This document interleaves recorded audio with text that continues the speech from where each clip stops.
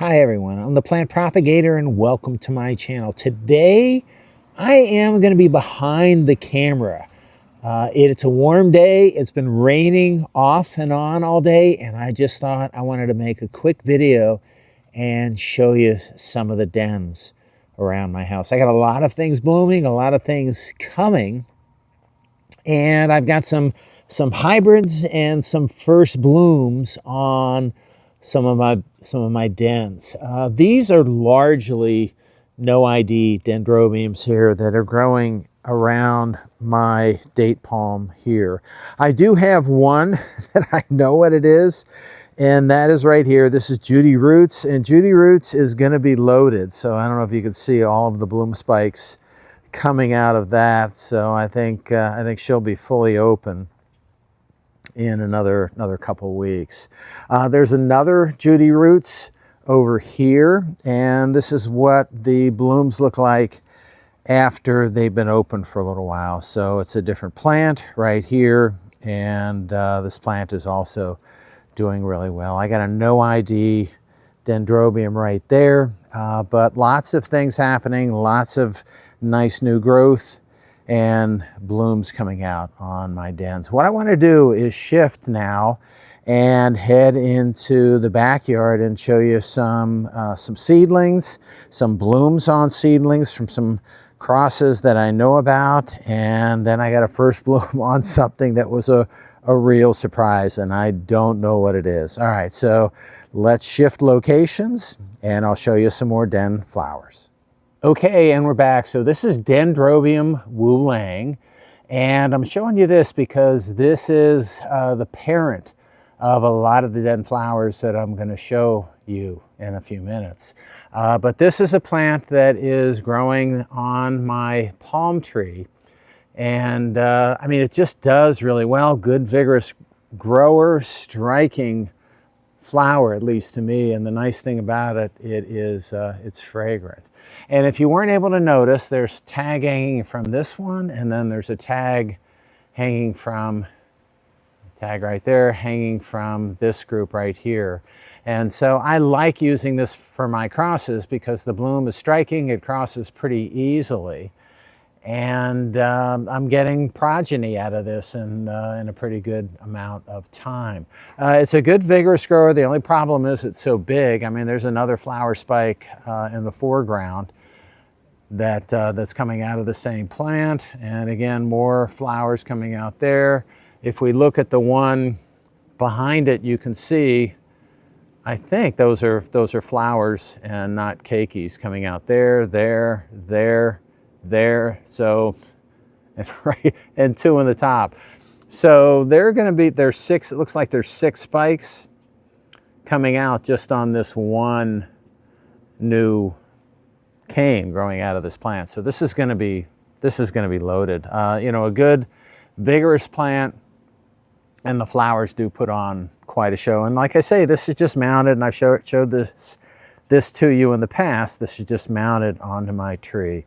I'm going to take a little bit of a detour here and staying within the themes of dendrobiums. This is a Dendrobium stratioides right here. And I had this in a much smaller pot, and I spent about a half hour today repotting this, putting it in a huge pot. It was in a small pot. The roots were hanging over. And what was going on with this plant, and this is a species, it was putting out flower spikes, but then most of the flowers would blast. So I don't think because of the location, it was in the bottom of my pergola, the flowers weren't lasting very long. And I mean, the plant was growing really, really aggressively, and it still is. But I get flower spikes to form, and the flowers right before they would open, they would just turn yellow and fall off. So I'm trying a little bit of a new location here, and I'm trying a new potting strategy. So it's in this huge pot, very, very loosely packed. It's a weird mix. These are bases of the petioles from my date palm that I think you can see are just thrown in there. Don't try this. I don't know whether this will work, but we'll see. Very loose packed pot. I mean, because what was happening with this is the roots were just kind of growing out of the side of this pot and just dangling over the edge and going into the mulch that was below the pot where it was hanging about a foot above the ground. What happened when I was repotting this, because this thing was so big, it wouldn't even fit in this huge pot because all of the new growth was coming out of over the edge of the pot so far. I broke off a couple of really large canes. So what I did with those canes is I strapped them to the side of a Carpentaria palm in my front yard. And if it doesn't work, if they don't catch, I didn't even prep it that well. If they don't catch, that's okay, because these were just spare parts. This is a big plant. This is even bigger. Well, it's at least the same size, but I think it'll be bigger. I've seen plants of this that have been 2 meters, 6 feet tall. And I told Tristan from Palmer Orchids that I'm not really sure I wanted such a big plant, and he's really good, and he convinced me to take it. And you know, I don't know whether that was good or bad, but we'll see. We'll give it a little bit more of a chance here. It's bloomed for me a couple of times. It's had a couple of flowers open, and they're nice flowers. They really are interesting, but it's not a plant that I would normally have bought. Okay, let's move over and take a look at some of the other dens, and those are over here. And these dens are mostly progeny, selfed progeny of Wu Lang. So I've shared this one with you, I think, in the past. And these are, I think, these are really nice flowers, at least to me. So it's got, and I call this a purple blush.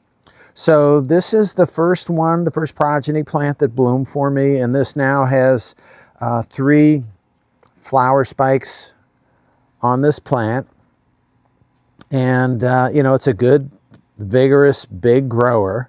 And this is okay. I do like this plant right here. One of the other plants, one of the other one that has bloomed for me is right below. And this, I should say, doesn't live here. This lives in my pergola. And I just strapped it here. I just put it here, hung it up here just for today. All right, moving on. Here's another plant that's another progeny plant. Same thing, from a self of Woo Lang. And I actually promised this to somebody else. This is my favorite of the plants, the progeny plants that I have, but I promised it to somebody else. She'll take good care of it. But really, really nice, I think, coloration in these flowers. So, you know, this is, oh, sorry about that. So this is a really nice plant and a really nice flower. All right, so this is the other one. And then the third one that we have here, this is another progeny, and this has bloomed for me in the past once, but this is the first bloom that opened today. So of all of these, and the blush, the purple blush that's in the petals on this, I think it'll develop a little bit more, but this right now is pretty light in color. And it may be that if this were to have more sun, it would get a little bit more color, or maybe over time it would. Now, you know, this one again, that's the darkest blush one, this lives here. So the one that we just saw, the one above it, right here, it was exposed to the same sun. So maybe a little bit more time, it will develop a little bit more purple coloration. You know, again, all of these are nice, vigorous growing plants. They're big. I probably need to get rid of this one. I'll keep this one because it's my first bloom on this progeny. But you know, I guess I should be looking for homes for some of these. Okay, so moving on just a little bit. And I have some other dens. So I have one. I don't want to share that right now. It's Dendrobium Sonia right here. You know, more flowers that are open on this. Another bloom spike back there, and you know, this is a nice plant. But the one that I want to share with you is a first bloom, and that's right here. And I like this flower. I really like this flower, but unfortunately, I don't know what it is. It was one of the first crosses that I made, that I harvested, and all it says on the tag is Den 2. So this was done, I generated this seed a long time ago in the early days before I kept very good tracking of the orchids that I was using in my crosses. And I don't know what this is. I don't know what the parents of this are. You know, it may be a NoID. Here's another NoID right here, different den on the den shelf. But it's not that, just because look how thin the petals and sepals are on that, and the lip is pretty small too. I don't know what it is. I was using Woo Leng a lot.